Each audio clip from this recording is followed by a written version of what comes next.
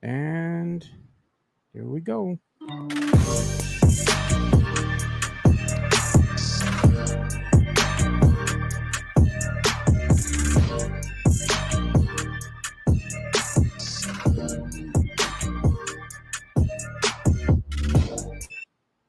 What it do? What it do? What it do? It's your boy BDAMMONE Coach Gomez. in the house. This is Along the Wire, episode 141. This is your mid-season checkup that we are doing. The season is halfway over. It feels like it just started.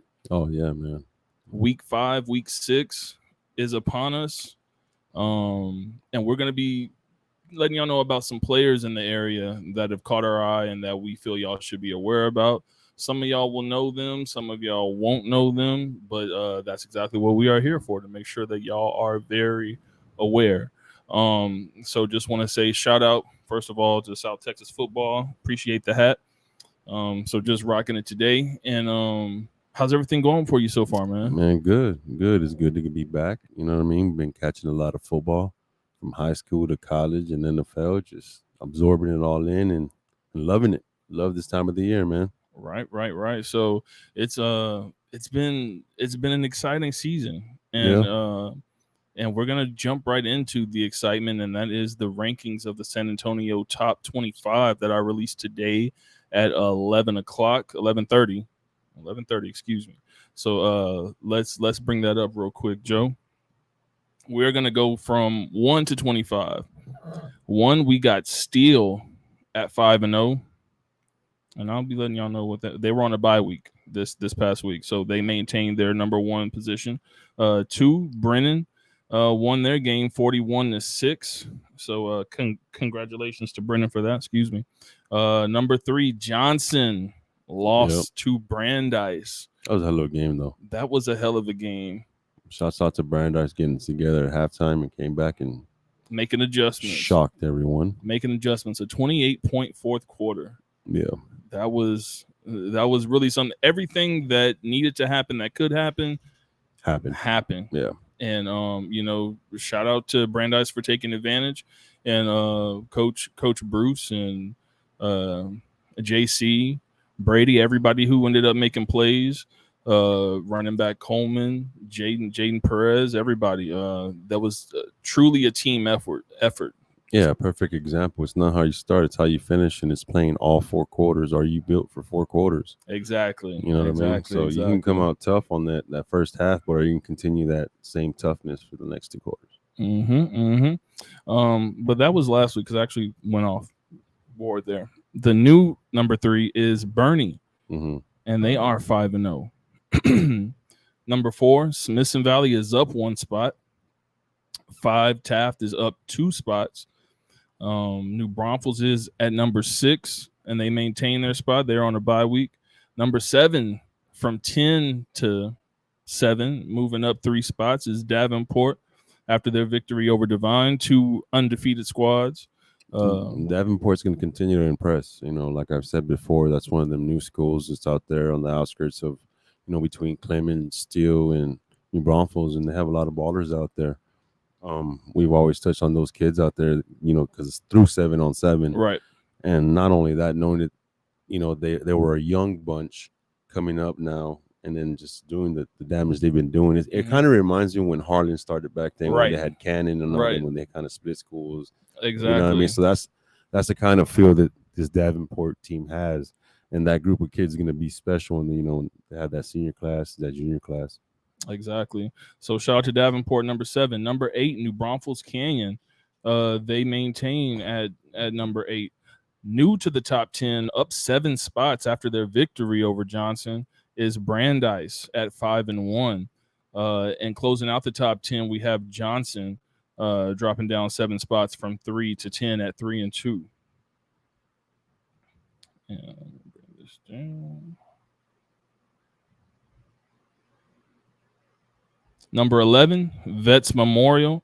They just had a good win over Lockhart. Lockhart's played some San Antonio squads and been 0-2 the last couple of weeks. So I'm pretty sure they're going to be happy to, not be facing the Davenports and the Vets of San Antonio. Hey, and right now. that's a good measuring stick for these San Antonio squads. It stepping really out there is. because Lockhart, they don't put out no chumps. You know what I'm saying? It They really got is. some good squads year in, year out, and they know how to compete up there. Exactly.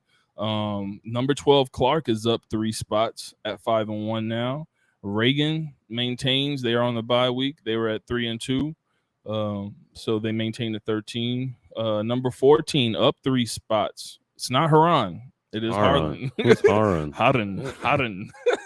It is Harlan. That is Harlan moving up to 14 from 17 to 14. Number 15, we're at Judson. That is down 1 spot. They were on a bye week. And they get back to it this week versus East Central, I believe. Number 16 up 5 spots is Antonian after their win over Somerset. Yeah. Came out and opening kickoff return for a touchdown. Ricky Gonzalez, shout out Ricky Gonzalez. So they came out and they made a point against Somerset. Yeah. I know that was a game that several players had mentioned to me, and hey, this is going to be the one that we're definitely going to make a statement. So, congrats on following up on your words, because that's exactly what it's going to take. And number 17, we do have Somerset. They dropped 8 spots after that loss, so dropping from 9 to 17 to Somerset. Number 18, Seguin holds after their bye week. Alamo Heights was on a bye as well. They're at number 19. Number 20, Southside at 5-1. And it shows a bye week sign, but they just beat South San. Yeah. Like, bad. It was a bye week. So they won the week. Yeah, they won the week. It was a scrimmage. They won the week. It was a scrimmage. So shout out to Southside, Coach Locke, and everybody out there. Number 21, Warren taking the loss. That was we're actually going to talk about that right after this. Warren dropping 10 spots from number 11 to 21. Clemens maintains at number 22. Back in the top 25. New this week is Central Catholic at 3-1. And maintaining at 24 and 25, we have Harlandale and Sam Houston. So that is your top 25 for week 6 in San Antonio by Along the Wire. Just want to hit on a couple of games real quick. First off, I saw the strategy in Brandeis and Johnson. I was about to say Harlan, those colors. You saw how Brandeis wanted to control the clock early, and like their first drive took like 6 minutes. Yeah. And it was like, okay. And then the next thing you know, once Johnson got the stop, and then within a couple of plays, boom, touchdowns. And then you understood why they were taking that method. But it just felt like Brandeis just had to dig their heels in and take those first couple early punches to just figure out what's going on, because Johnson's one of those schools that's going to constantly keep the pressure going. And if you're not sure, that ball is going to be flying over your head. And they definitely made some defensive adjustments, man, because just maintaining and trying to contain Hawkins. All right, cool. Let's limit him on his legs, and let's see if we can have him beat us through the air. Right. And not saying that he's not consistent, because he's a damn good quarterback. Right. You're gonna make it tough for him, which they did. Exactly. And so it was just those times when when the deep passes were there, they were overthrown a little bit. And so it was just, seemed a little bit uncomfortable. Yeah. But that's one thing Brandeis, and that was one of the things about thinking about this game that Brandeis has always had as a defense. But when you have an explosive offense like Johnson does, once that defense gets it figured out, then you start seeing the changes like we did in the second half. Well, let's be honest, a lot of them key pairs, with the exception of Cervantes, you got some young sophomores on that Johnson personnel. You got Bubba and King and King Johnson. Yeah, so those dudes are just getting better week in and week out, man. And they're gonna have some times where they're gonna see some different defenses. Right. And this is still only Ty's fifth game as a quarterback. Exactly, man. So they have something special going on over there. Exactly. Nothing to hang their heads about. I'll tell you that nothing. Right now. Nothing at all. And then Warren and Taft. That was one where Warren was just coming out of the slugfest with Harlan, and they have Taft that's kind of, I don't want to say built like Brandeis, but both of them have stout defenses and can run the ball if they need to. Of course, more so with Taft. Yeah. And TJ Andrews was just hitting home run, a couple of like over 70-yard runs, and then being able to control that game. I think Warren, man, that kind of, it didn't take me by surprise, but I thought they were going to win that game because I felt like they had a little bit more on the offense, because I thought their receivers might be able to, do something against the Taft secondary. But overall, that Taft defense sunk in, and same thing like as in Brandeis. It's one of those. It's one of those things. If I'm a head coach and I'm sitting over there at Warren's, in the locker room or in the office thinking about this, I'm like, man, I just got in a battle with Harlan, right? How many points he put up was like 52 points and still lost. Yeah. Not that Harlan's a pushover team, but still, you put up 52 points and you lose, right? Then you go around this week and you still can't get anything going on defense. Hey, we're mid-season. We got to make some adjustments. Right. You know what I mean? Because Mez is a decent quarterback back there. And they've got size, and they have a secondary. Like, they have everything that you need. Yeah, they got receivers. They got everything over there. It's one of those things, all right, maybe we got to change some players and positions and stuff like that. Or maybe we don't got to be going the long ball all the time. Let's start off with some run. You know what I mean? Because sometimes you got to establish the run before you can do the passing game. And they've got good-sized running backs, too. They do, yeah. So let's establish the run. That way you get the defense playing offense, because if you're just going pass, well, you know what? We're expecting pass, and we'll just get 5 DBs out there. Right. You know what I mean? Right. And props to Taft's defensive line. That's always been one of their strengths the past couple of years is, Trey and Jude being able to get pressure on Antonio. Yeah, and since Trey's been there the last couple of years, I mean, they've always said culture, right, and they've been able to continue sustaining that, and that's good to see. All right, so as far as we started mentioning a couple players' names. We're gonna get into some players that have caught our eye. How's that sound right now? Yeah. All right. My 5 versus your 5. That sounds amazing. See, hey, we're gonna go for 10 players. Everything we do, we compete. Like, you know what I'm saying? All right, so let's. That's facts. Y'all are always competing, even with your pick'ems and everything. Oh man, I mean, you got to make yourself each other better. Even like you were saying, Brandon likes to emulate your style. Yeah, yeah. Hey, I'm not the only one who notices it. That's an off mic conversation. All right, so who do we want to go with first? I think you have the sleepers. Oh man, yeah, man. I mean, it's like when we talked about creating this list. It's not that there's no other guys out there. I'm talking about the guys that no one really mentions about, no one talks about. But yeah, I got some guys out there. Do you want to go first? Am I going first? I'm gonna have you go first with your quarterback sleeper, because I mean, I saw this kid work out and with Quincy Carter, and you mentioned him, so let's go ahead and get into. Yeah, my quarterback sleeper right now is Nicholas Leota Clark. Okay. He has been going at 5-1 right now. Right. The guy's thrown for 929 yards. He has 9 TDs versus 2 interceptions. Has a 61.5% completion rating. Kid stands at 6'2", 210 pounds. Also has a 4.0 GPA. Class of 2023 kid. Right. Now this is a kid not only has just came out of nowhere. He's also made Nico better, and he's also made Chris Gertz. Yep, Michael Vasquez. And Michael Vasquez better. Yeah.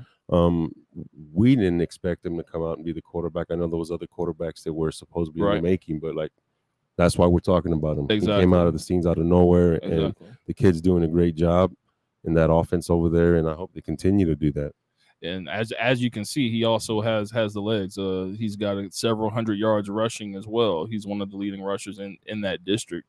And we actually did see him last year, and he was getting his training on by himself. Yeah, he was doing a lot of training alone. You're exactly right. And but we just, I mean, Head down grinding. Exactly. Head down grinding. Exactly. And That's the perfect way to put it. grind till they know your name, right? Exactly. And yeah, we had met him, but honestly, I had forgot about him.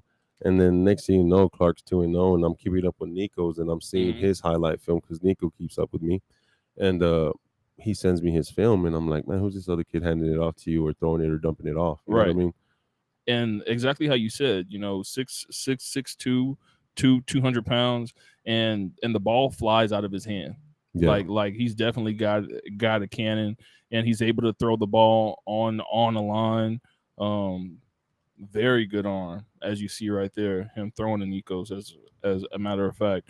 Able to stand in the pocket, confident, really good base when he throws, and man. And my other guy, we'll jump into my other guy if that's where we're going, is Isaiah Manchester. And Isaiah's a kid who's out of Goldsboro, North Carolina. Dude's a diehard Tar Heels fan. Been playing football since he was 3 years old. Started out in Crestview, Florida. Then he came into my hands for a few years. Right. Nah, but Isaiah's a unique guy. You know what I mean? So unique that he plays the trumpet, bro. I didn't know that. Hey, you got to know. If you know, you know. Here you go. And another thing I like about him is he volunteers at the food bank, Habitat for Humanity. And this is outside of school, bro. You're right. This is the person. This is a person. Yeah. This is the person, Isaiah, that I'm talking about. You know what I mean? So the kid's a hell of a kid, comes from a great family, another smart kid, 3.7 GPA. Not only that, he's a track guy. High jump 6'4". You know what I mean? And the most impressive thing is his catch radius to me. His catch radius. Throw it in his area. And whether it's a one-handed grab, two-handed grab, whether it's adjustment, the dude's hauling it in. As I'm sure we're going to see in one of these highlights. Here it is right here. Bam. Exactly like that. That made me call him Spider-Man. Even though I've been seeing him work in the offseason, and you've told me about this kid for years, there's certain times when you just see kids get in zones. Yeah. This kid's been in a zone this entire offseason. Like from 7-on-7 to just workouts to the 2-on-0 showcase. To now doing it in game. Like, there was even a time I had a conversation with his family, as his father actually is, try to get some weight put on him, so forth, and they ended up getting 10 pounds on him. Right. Dad would send pictures, hey, weighing out meat, hey, we're feeding him. Right. And kudos to his parents. It takes a village, bro. You know what I mean? Everybody has to buy into it, and the kids displaying exactly right now what they've been putting in, and that's hard work. Look at that. All this stuff you also saw during the 7-on-7 circuit this past summer. You know what I mean? That he was running with a couple of teams. He was 18U 7-on-7. He won 2 championships with them teams, and same thing out there was a key receiver on them squads. Here on the kickoff return, also playing special teams. A lot of players, if y'all want to get out there on the field, one of the things to do is make sure you get on special teams. Look at another clip of him right here. Yeah. Execution on routes too. Like, being able to get in and out of his route. This kid's just been putting in work. And there's no cheat code to it, bro. No. Like you said, it's just putting in work. If you want it, you got to go get it, bro. Got to sacrifice. Blocking. Look at that. Once again, special teams.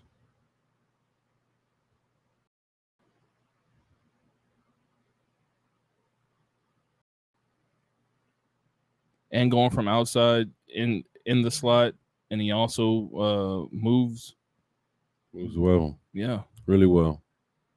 And violent with his hands. As you saw on the plays earlier, we were talking about him throwing the guy down earlier. All right, cool. My next guy out of Highlands High School. All right, hold on. Let me get it. Your next guy out of Highlands. Willie Gaskin. Some SAISD.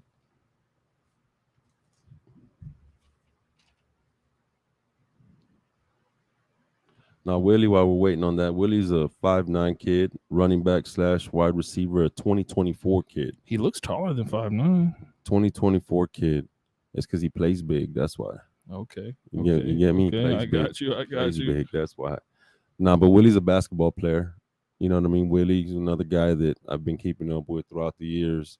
They caught my eye throughout the basketball circuit. Mm-hmm. You know, I'm always looking around, and I went to go watch a basketball game. A friend of mine, and I saw him running up and down the court, and Yeah. boy had some hops, was getting up.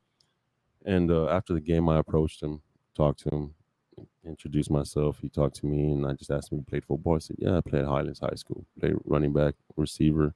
I thought he was already a varsity football player at the time. When I met him, he was just a freshman. I was like, man, this dude playing like he's been playing. Right. But this year he's been contributing a lot to Highlands' success. Right. They are sitting at 3-2 right now. 3-2 right now, exactly. And coming from SCISD, a lot of them kids don't get no love out there, man. Everybody seems to forget the inner city schools, and Willie's one of those kids with the right coaches and in the right hands is definitely would contribute to a team out there. And Highlands always has some really good talent too. They always have 2 or 3 guys that just need a push. Yeah. And but they have all the talent in the world. And not only that, what was more impressive is the win that they had. I believe was it against the last one they didn't have their starting quarterback.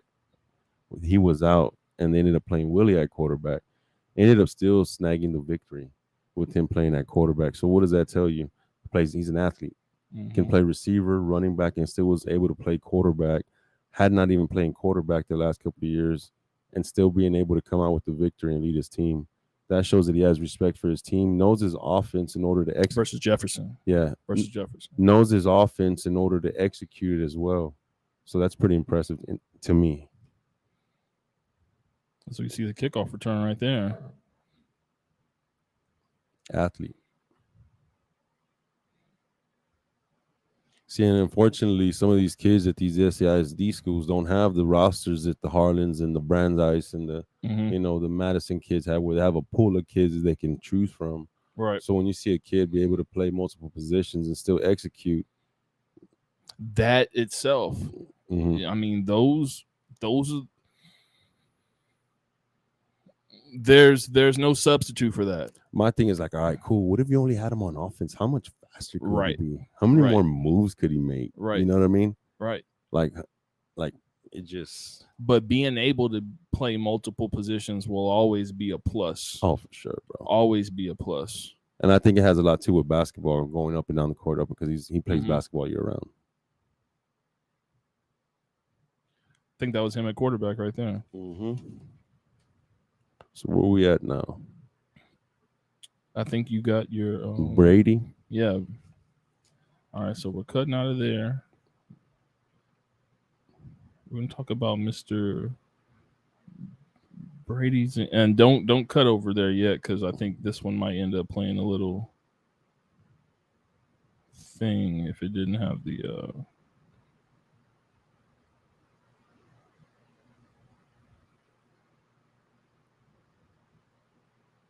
Yeah, it's gonna load the ad. So let's talk about a team, some team placement real quick. So as of right now, Northside, you got Brennan, Taft, Harlan, and Warren as the playoff squads. The school that's about to start the district that's about to start right now only has 5 teams in it: Judson, New Braunfels, Steele, and Clemens, and San Marcos, and East Central. How do you think that might shake out? It may shake out with Steele, for sure. Here we go. We got Brady now.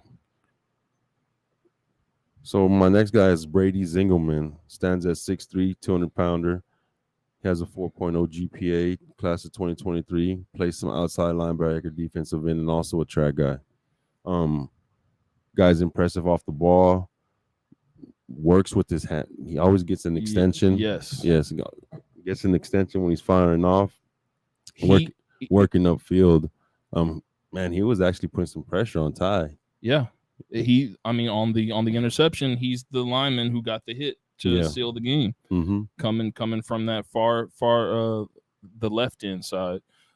He's a kid I saw everywhere on the camp scene. I know I saw him at Kingsville and I saw him at UTSA.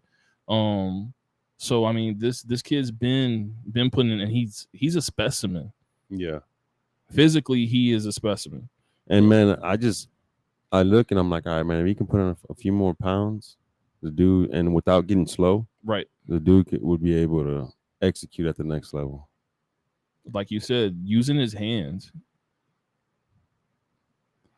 proper placement and power, and knowing how to use your hands. And he has different moves. He'll come at you with the Yes. bull rush. He'll come at Yes. you with the swim, swat. You know what I mean? He'll come up through with the rip. Dropping back in coverage. Yep. Yeah. And that's the other thing impressive. He can drop back in coverage and still fast enough. You know what I mean, to keep up. So it's interesting how they're going to utilize him come deeper in the later rounds of the playoffs.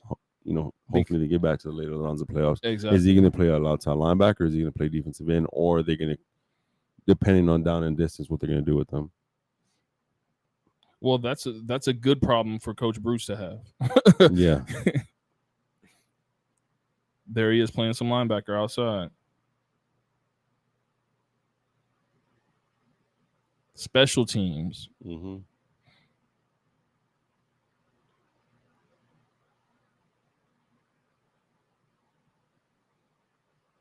Humming, bro. Look at that. Yeah, Humming to the ball. Yeah.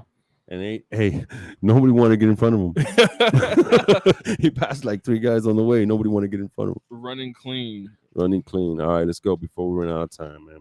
We got next guy up, Gary Mejia. Gary Mejia. Let me pull his highlights up real quick. So back to what you were saying about the shaking up of the 5-team district. Right. I'm thinking about, Steele for sure. Right. I think Clemens can sneak their way in there. So you're saying Clemens over in East Central, over New Braunfels, because there's 4. There's still 4 games. Yeah, it's a hard district, bro. I know. But I think defensively, Clemens could hold their own with Harvey out there, man. I think he has the experience to make some adjustments, especially coming from that district. All right, here we go. So my next guy is Gary Mejia out of Central Catholic. Kid's a stud in my eyes. Has in 110 meter hurdles, PR 14:33. He's gone to state. He's won state one time, and that was this past year. As a sophomore, he got second in state, runner up. High jumps is 6'2" as well. This year, they hadn't really gone his way too much, but he has 9 tackles, 7 pass breakups, no interceptions, but he also contributes on the offense side of the ball. Respect. Yeah, respect. Also contributes on the offense side of the ball, plays defense, does kickoff return. That kid, man, all the stuff that I just rambled off, the most impressive thing also is he just started playing I was going to say that. He just started. If you didn't say that, I was about to say it. Yeah, he just started playing football, man. So he's been grinding the last 2 years. Putting in work to become that DB or receiver at the next level. And like I said, I mean, going to state and the hurdles and track, man, just watching him progress throughout the years. The dude's fast. Yeah. Smooth. Real quiet smooth. feet. Yeah. Nice hips. Real reliable dude as far as catching the ball right now for Central Catholic Buttons. Right now, I feel like besides Braden Flowers, he's probably you have Braden Flowers, then you have Mayhew, right, on the off as far as offensive weapons. But you can't forget about Gary Mejia, man. They bring him in from the defense side of the ball every now and then when they need a big play, and the dude will come and deliver. Exactly. A couple of weeks back, there's a defensive guy who gets your John Wayne Player of the Game for 2 touchdowns on offense, and he's a defensive starter. So that tells you what kind of athlete he is. All right, so I guess we'll get into my 5, and I got to talk about this kid right here. Talk to me. Mr. Jaden Haygood, linebacker out of Judson.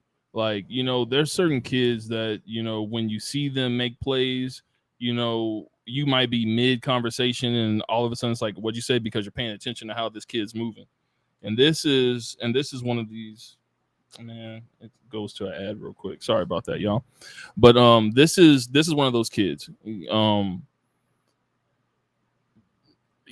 If you remember what Traylon Payne was like as a sophomore when he popped out there, and it was just like this kid, like, you know, what's gonna be the limit with this kid? Like, I see him as even more polished than Traylon Payne was, which is props for being able to see Traylon play and you being able to elevate. That's why I'm big on when people talk about those who come before them. It's like you don't even realize that you've learned from them by just like osmosis, so to speak, because you know what to do because of a person. Yeah.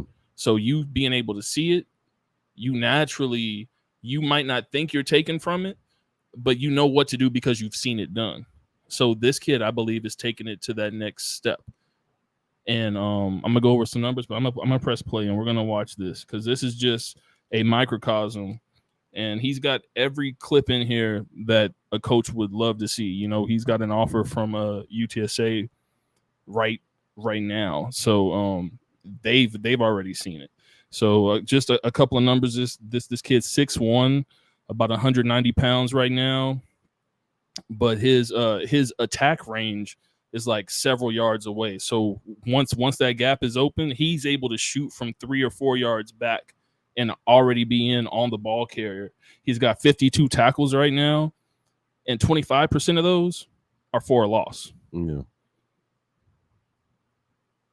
So I mean, and what's the build on this guy? 6'1", 190. I can't wait to see him in a camp setting. Would it be one of those guys that would be able to transition over to safety? He has that look about him, definitely, and I love the fact that that he's very physical, and the play recognition for him to even know when to attack, and we'll see a clip of him going forward and then retreating to get back in coverage and get a pass breakup. So there's some ball skill there.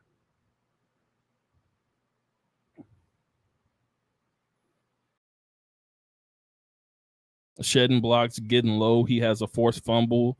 He has a pass defended, and he has a fumble recovery for the season. But this is one of the kids that I get hyped for on this Judson defense.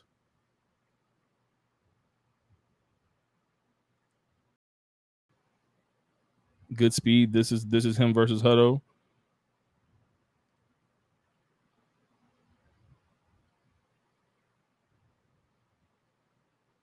And the thing that I like more so in like a lot of linebackers, period, is when any defender, when you hit the ball runner, the ball stops there.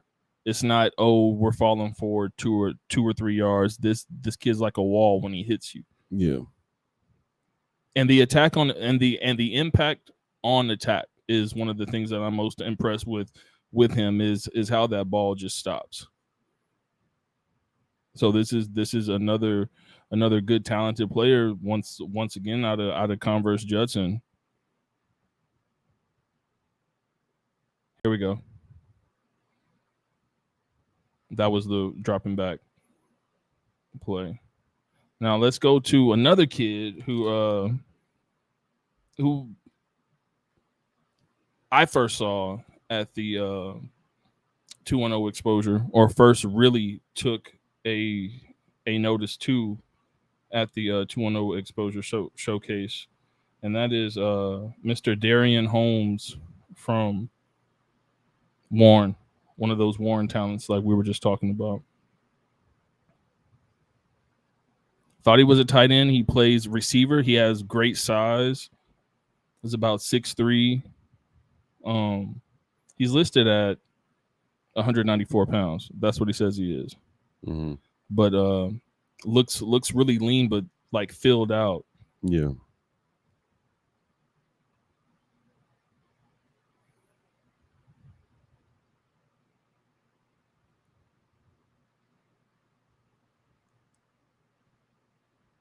Oh, I'm glad it didn't load right there.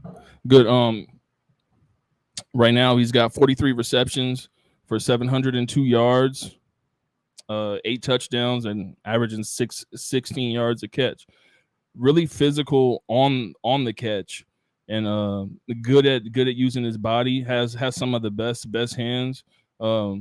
Exactly how you said with Braden Flowers. I mean, there's not many kids that I would even attempt to put close to Braden's catching ability. But if there was one, it'd probably be this kid and Alex Wyatt for kids of that size. Yeah. Shout out Braden Flowers. Can't wait to see him at SMU. Being physical, out there blocking. And this is just, I mean, he's one of the many weapons that they have out there at Warren, able to do multiple things. I think sometimes receivers, DBs might slow plan because they think he's just big, but if you let him get by you, you're going to have a hard time catching up to him. Yeah. Or that was just taking advantage of that. And then, you know, him working out with Antonio a lot in this offseason. He's another what's the 7-on-7 squad I'm trying to think of with Alex, the gold team. I've been following them all this time. Prime time. Forgive me, prime time. Another one of their guys. Him, Alex Wyatt, Dylan Gordon on that squad, Aiden. Isaiah even helped them out in Right. Manchester Exactly. every now and then as well. You know, it's just kids putting in work, man. You know, they're gonna be floating around from team to team. There's no hard feelings to it. It's just, hey, trying to put in work this weekend. Exactly.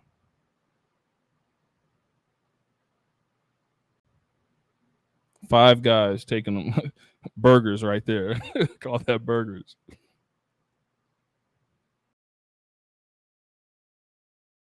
Contested catches. Any type of catch that you would need out of a big receiver, you're going to be able to get it out of Darian Holmes. And the effort afterwards is going to take an army to take this dude down.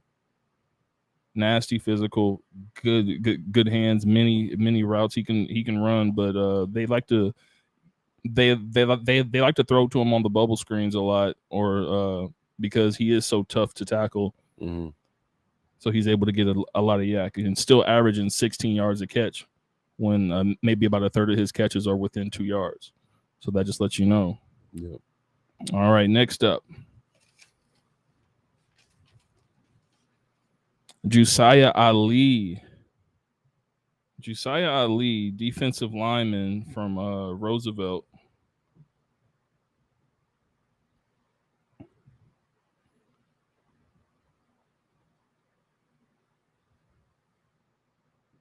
There we go. They're coming off of their victory yesterday over Churchill.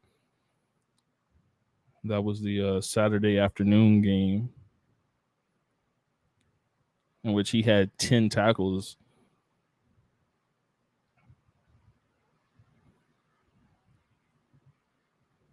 Here we go. Josiah Ali, 6'3", 280-pound nose guard, also plays some of the end. They play a three-man front over at Roosevelt, so they move him up and down the line. Really good instinctually on getting the backfield and stopping the run. Currently has 44 tackles, 10 sacks. But other than those 10 sacks, he's got 8 tackles for loss and a forced fumble. So about half of his tackles have been in the backfield so far for this season. Yeah. Really violent with his hands, how like we were talking about with Brady earlier. But definitely going to be one of those three technique nose guard type bills for the next level. And one of those things is, you know, when you mention it, these guys were talking about these defensive linemen. You know, you got Brady who had 10 tackles for losses in the backfield. Right. You know what I mean? Then you got 7 sacks, and then with your guy, and these guys are guys that they don't talk about week in and week out, man. No. Why? Because it's not the glorified position. Yeah, it's not the skill, the one where you can pan out in there by themselves in the exactly. frame. I mean, wish Case at 12 would say, "Hey, man, this guy has 44 tackles right now," and you know what I mean. So, or he has so many hurries, but they don't give love like that, man. And that's why we're here doing it. Sack, even that sack, like like you might hear about Brady with the hit on Ty because that was the game time or Yeah. the game clinching hit, but you wouldn't realize that, you know, he's causing havoc. Yep.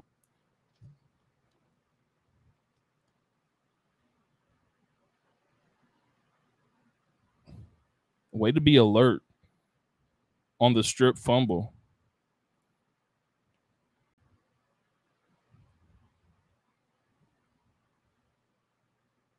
Way to control and then shed the block, being able to read where the running back's going to go. And not being lazy, because I know sometimes with big dudes, you can just be content with being there. Like, okay, I'm holding up, somebody come and help, you know, but Yeah. but for him to be able to shed his blocker and get back in the backfield, you know, that's effort and want to. Josiah Ali, number 35. And this is a kid who runs a sub 540. I saw him up at Texas, and he was a little bit mad about his times because nice follow up. Nice follow up. So, you know, this is a motivated kid that Roosevelt has on their defensive line that I think is going to be one that is a prospect that people should really pay attention to, and is going to be getting quite a few offers. So I would definitely be excited about this young man's future, given the potential that he's showing right now and the effort. All right, next up. Who do I got? I got two more. Mm-hmm. All right, I'm going to go with probably a very popular name right now.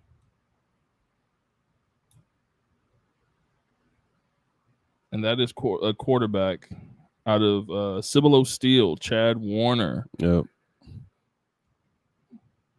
Chad Warner's got Steel at 5-0.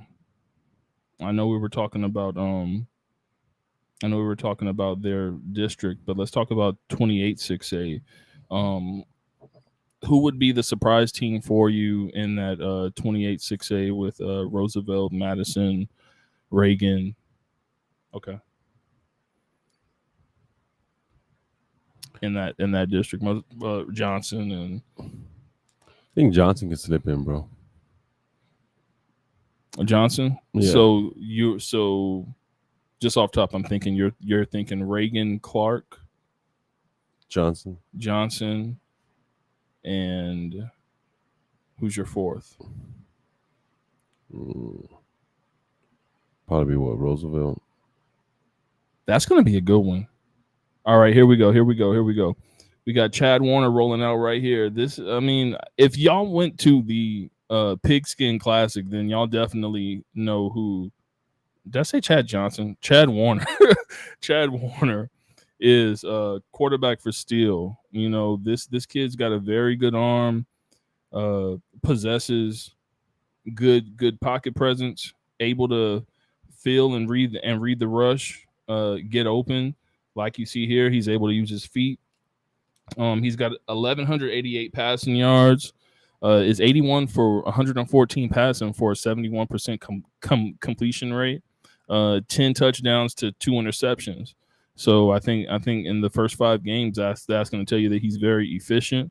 He's able to get the ball around to his talent, but he's also able to complement that run game. He's another kid who's been putting in the work, man. I mean, you thought you were going to have a quarterback controversy over there, right? You know, Right. heading into the season. Then Right. you got, Warner with his head down, putting in work, doing the 7-on-7. Man, it's almost like every other day he was posting a clip out there throwing the NFL ball. Right. You know, how would I know? Because he was showing, hey, we're throwing an NFL ball. Right. 70 yards, I'm doing this, I'm doing that. Was getting invited to camps, was going to camps. Had a lot of confidence in himself, man. Mm-hmm. You know, like he believed that he deserved that spot and he was going to work to get that spot. And I think he went about it the right way. And not only that, I think the head coaches and the coaching staff at Steel went about it the right way. Right. You know what I mean? Because we were at the Alamo Dome. They started off with Connor at quarterback.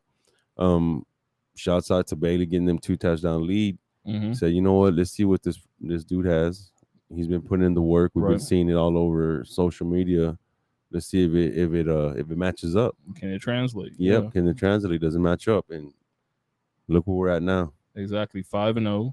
5-0, and his just percentages as far as his completion and stuff like that. It tells you that he understands the game of football. He understands coverages, and he knows what he needs to do. When you're completing over 70% of your passes, you've got a firm grasp of what you're doing out there. And how many interceptions? 2.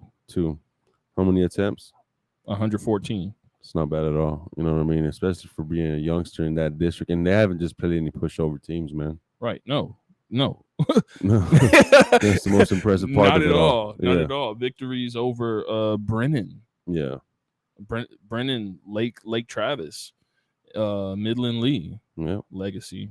You know. So he's another guy that we're definitely gonna keep our eyes on, just how we are with Ty Hawkins. Both young guys definitely putting in work. Just on a rope, like able to make multiple throws from either side of the hash mark. If you give him a clean pocket, he can make any throw that you need.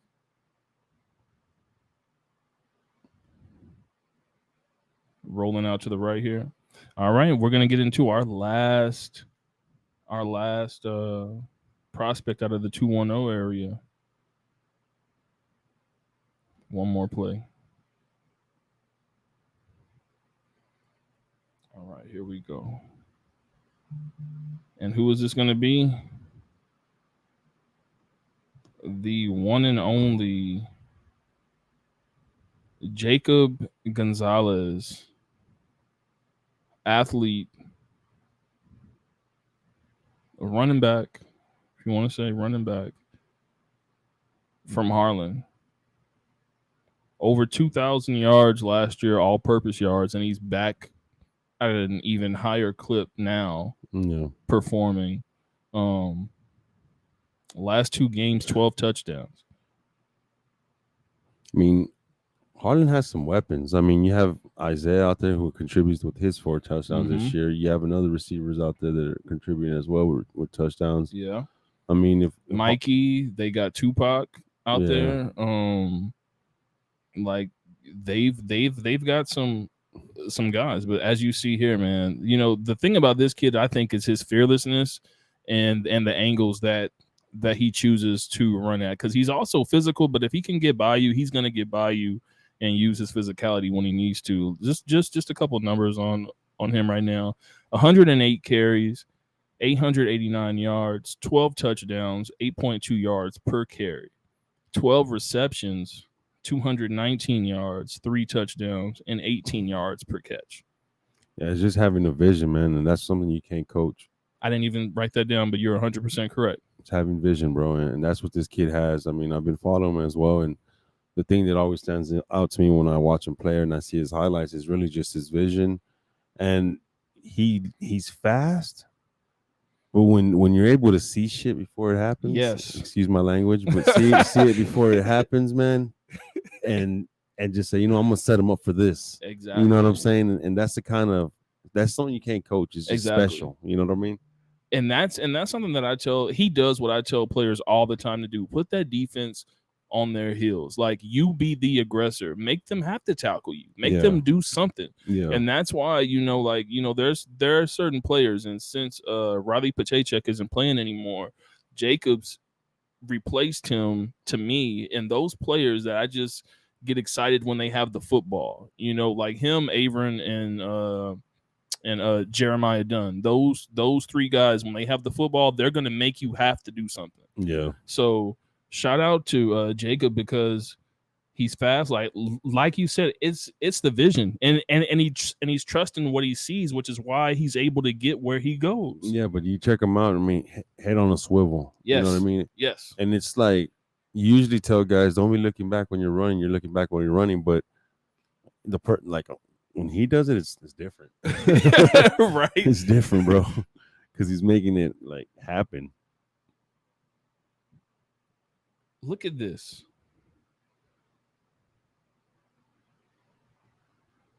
Nah, great acceleration, Exactly. great vision, bro. Exactly. You know, trusting his abilities and using them. Do you know who I think of when like he excels and he's not as physical, and I wonder who's faster, him and Aiden Anesta. When they see a spot, it's like 3 or 4 steps and boom, they're there. You know who reminds me of like a Jamal Charles There you go. back in the days, bro. Jamal Charles from Texas. Being able to accelerate. Yeah, like not a really big back, but he's just fast. Yeah. You know what I mean? Great acceleration, great vision. He's around 5'8", 5'9", 190.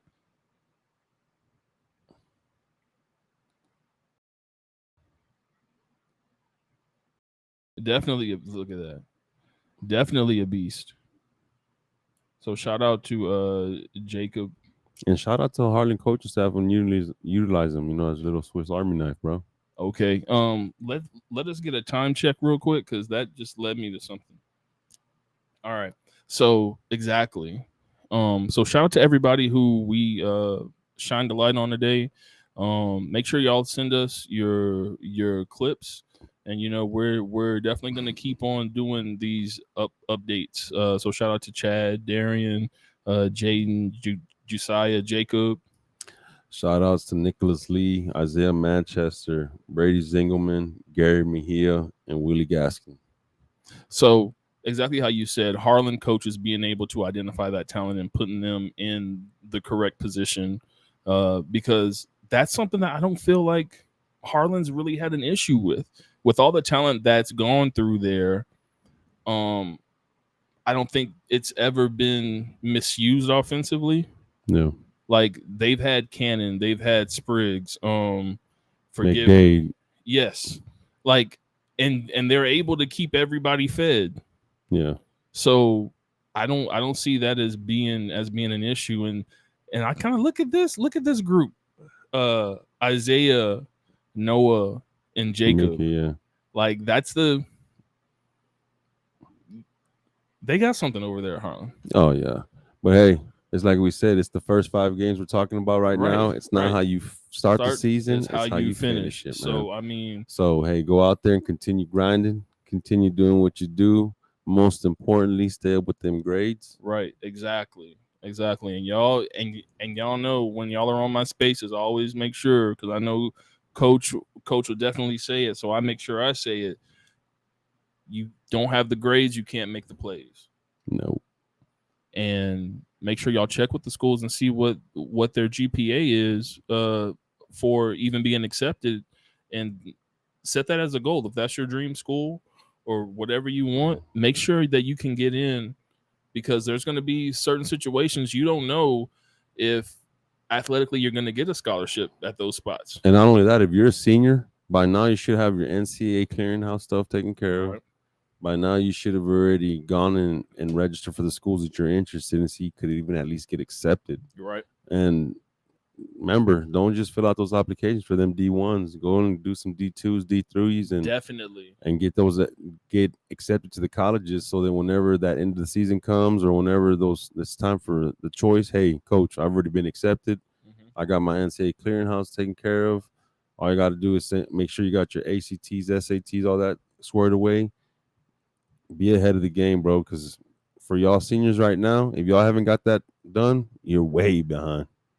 You know how, us reminiscing is being y'all's age as kids, when you get stuff done, so then you can go ask your parents. Yeah, pretty much. Yeah. Hey, room's clean, kitchen's clean, fridge, whatever, yards cut, blah, blah, blah, blah. I did it before you got home. You mind if I go? Yeah, got to take care of it, man. Exactly. And if y'all don't know the steps, or there's no one guiding you through it, don't hesitate to reach out in our DMs, man. We'll guide you through the whole process. 100%. Or if not, Brandon will send you my way. We'll get it all scored away. But 100%. We ain't gonna be holding anybody by the hands. You got to come reach out to us. 100%. So, if you didn't hear your name called, then go ahead and reach out. And if you did, reach out, because we already know. So, man, I'm excited for this week coming up. Some crucial games coming up. Like I said, 27 6A is starting district. So, man, Steele versus New Braunfels, Judson versus East Central. Man, it's gonna be some really good football played. Johnson versus Clark. Yeah, that's gonna be a good one. We're gonna be there. Yeah, we're gonna be there. Good one. Yeah, and I'll be out and see Davenport as well as they play Taylor. So and then they played Lampasas too after that. And I was like, see, no slouches. Davenport hasn't been shying away from competition since they opened. No, exactly. Yeah. No. People asking for smoke, they over there fanning it. like yeah. So definitely. You on the phone over there? No, but this is like my hat is knocking my headphones back. Oh man, I ain't showed you that part yet. How to hold the thing. That's one thing. What's going on is his head's too big. I was just saying. Can y'all hear him laughing in the background like that? So, hey man, this has been episode 141 of Along the Wire. Make sure y'all follow us on Facebook, on Twitter, on YouTube at Along the Wire SAXTHSF.